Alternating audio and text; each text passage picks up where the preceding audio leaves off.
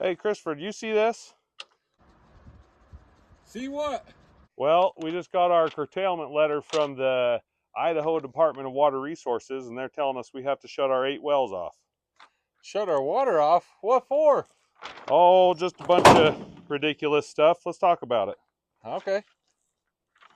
So this is a letter that we just got. We didn't think we were going to be affected by this curtailment because most of our farm ground, all these sprinklers going back over here, most of our farm ground is surface water through canals.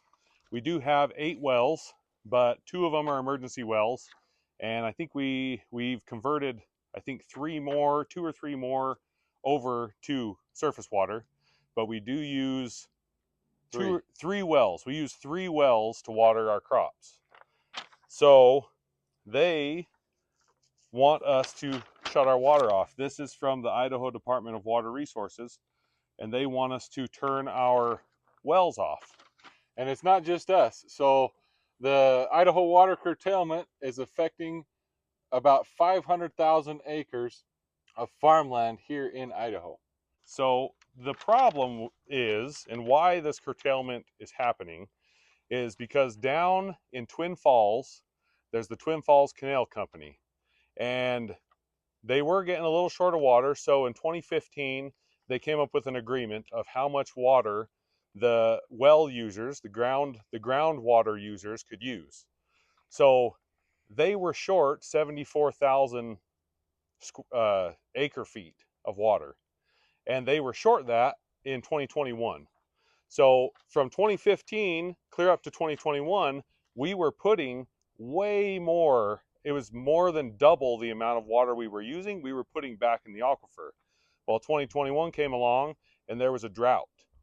And that drought caused us to use more than we used the same amount, but because there was less water that year, it was a hot, dry year, we weren't able to put as much back into the aquifer, and that's when they were short. So 74,000 acre feet is essentially 12 and a half days of water in their canal.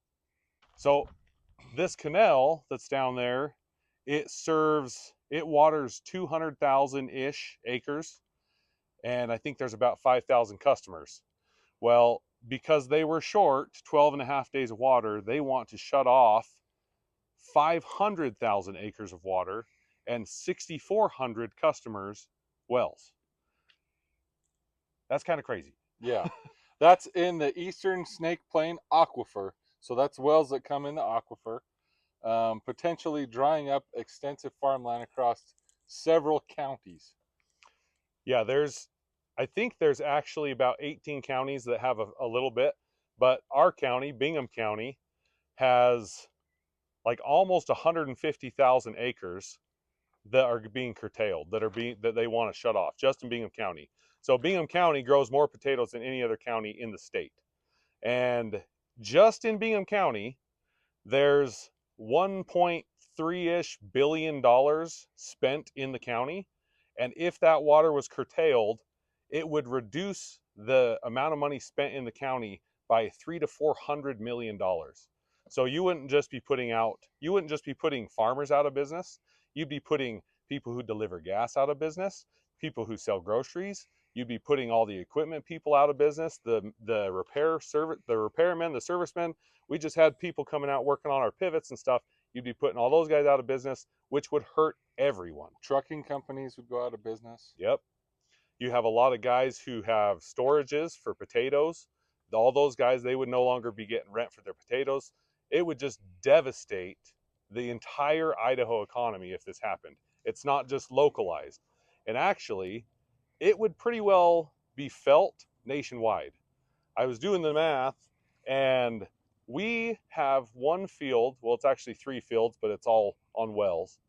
But it's about 182 acres. I did the math on what that crop would be turned into down the road. So this year it's in grain. If that grain doesn't get grown and doesn't get produced and sold to the processing plant, that grain in just that 182 acres would produce about 1 million loaves of bread. If it was in potatoes, if that 182 acres was in potatoes, it would produce about 24.5 million large McDonald's French fries. Just so everybody has some perspective, that's 182 acres. They're trying to curtail 500,000 acres, which is it's not just going to be affected here in Idaho, but nationally and globally. We're going to feel the effects of all of our food prices going skyrocketed. Yeah, I mean, you think about our little 182 acres is going to be a million loaves of bread or 25-ish million large French fries. It's going to be in the billions of loaves of bread and billions upon billions of French fries. That's how much is going to just disappear. And they don't want to. The one problem that they're trying to negotiate a deal right now, but the problem with the deal that I've kind of heard is they're going to say, oh, you can water this year, but we want you to slowly curtail it down over the next 10 years. So do you want to lose your farm this year or do you want to lose your farm in 10 years? We need a better solution. And with that becomes we need better leadership. There's a leadership problem, there's a management problem, and it goes right up to the governor. The governor of Idaho could solve this problem like that if he wanted to, but he just isn't doing it. We feel that this curtailment is happening on a year where all of our reservoirs are completely full. There's still snow melting in the mountains. Our rivers are running over. We can go to some river bottoms only a couple miles from here and see them going over roads. All the canals are full. We have more water than we've had in Like years over a and decade. years. Everything's at flood stage. The reservoirs are full, yet we're being told we cannot water 500,000 acres of crops. Yeah. So the root of the problem goes back to that Twin Falls Canal Company. They have some of the oldest water rights in Idaho. And up here, where we're at, we're kind of further up the valley. We have junior water rights. So they're the senior water rights, we're the junior water rights. They're supposed to get their water first. So when they didn't get their water, they were able to call on the river and shut everybody else down. Now, the problem is their main canal down there has been built in the 1800s. So it's running off of 19th century technology, which means there's no technology, it's just a moat. And there's no diversions to check the water up. So they run their canal all the way full, all the way to the end of the canal to get water to everybody. Well, the problem with that is they waste a lot of water. If they were to update it to current technology, they could put in diversions and not have to run their reservoir at full steam so that they could actually use the water more efficiently and not waste as much. And there's a lot of power that the power company, Idaho Power, produces off of that canal. But if they put in these diversions, they could put in spillways or checks that they could still operate their power production in a better way. Yeah. So there is a fine with this thing. If you decide that you're just going to keep watering, they're going to fine you $300 per acre. Well, if you're just growing a crop like hay, it doesn't make $300 an acre. You're just gonna lose money on that. But grain and spuds, it's like, well, we can make more off that than we can, so we're just gonna end up having to pay the fine. But there's already local farmers who've shut their wells off and their fields have already dried up because of this curtailment order, and they're going to be out millions of dollars. They're going to end up declaring bankruptcy. And if the farmers declare bankruptcy, the banks that finance the farmers are going to declare bankruptcy, and then the whole economy is just shot. It's literally going to destroy the Idaho economy. And if you look on the curtailment paper, it's not just farmers; it's commercial businesses.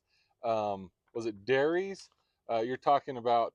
We have a lot of big commercial businesses that rely on farmers or that have big feedlot operations that they will supply water for the cows. It doesn't affect the cows, but not the water to water the crops that feed the livestock is going to go away.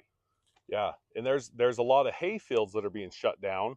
So the feed prices for these dairies that are able to stay in business and all these feedlots and stuff that make beef cows and they grow them up, their feed is going to skyrocket. Well, when the feed skyrockets, what do you think happens to the milk prices and the beef prices? They go up too. So nationwide, this will be felt when all of your food prices and all of your prices of everything is going to go up, when we're already in a day when inflation's crazy and the prices of everything have already gone up so much in the last few years that we don't need another price hike. We need better management, better leadership. It's ridiculous that the leadership in this state has let this go this far out of hand. It shouldn't have happened. It almost feels like the leadership in the state is somehow benefiting from curtailing this water. Yeah, I wouldn't be surprised if you followed the money if there was some corruption somewhere. But we've all seen what has happened in Europe when the government tries to regulate the farmers on every little thing possible. Some of the protests and demonstrations that can happen, not just lobbying, but I'm sure every farmer around here would be more than happy to protect his livelihood and his crop. Yeah, I mean, just go watch some videos of what happened in Europe when the farmers decided to protest. I mean, this would make a pretty good roadblock, don't you think? Well, here's Governor Brad Little's phone number. Call him and tell him that curtailment of farmland is not the answer at all. They need to come up with a better solution. The Twin Falls Canal Company needs to be forced. I don't even care if it's legislature. The legislature needs to be involved to protect farmers and protect farm ground. Because if there's no farms, there's no food, and then everybody dies. All right, everybody. You need to make sure you like, subscribe, comment, everything. Share it with your friends. We got to get this thing spreading like wildfire to make sure everybody knows about this, because like it or not, it's going to affect everybody.